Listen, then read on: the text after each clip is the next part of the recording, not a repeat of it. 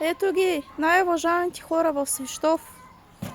Дет ни изгониха ето с една камара багаж. Ни изгониха ето с мъжа ми, с малко беби, с дъщеря ми. Погледнете ги какви са, уважителни. Да знаете кмета на община Свищов какъв е. Гони цяло семейство, 4-членно семейство с цял куп багаж на улицата, с двама полицаи. Погледнете ги какви са. Погледнете ги какви върви са. до патрулката, върви Какви са близо мръсни. до патрулката да ги снимаш. Погледнете ги какви са долни. Погледнете ги. Така. Затова нека да знае целият Свищов кмета Генчо Генчев какъв е голям долен буклук.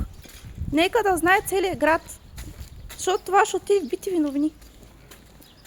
Моля ви са хора, качете този пост навсякъде, в YouTube, в TikTok, навсякъде, в Facebook. Нека да се достигне. Тези закони по принцип не трябва да ги има.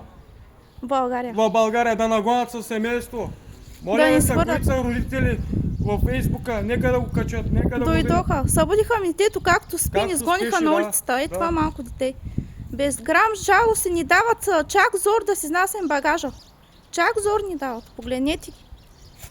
Погледнете ги. Тия хора ги запомнете добре. Да. Он с бялата риза. Запомнете го много добре. Запомнете ги добре. Запомнете ги тези хора добре. Цял свят да ги види.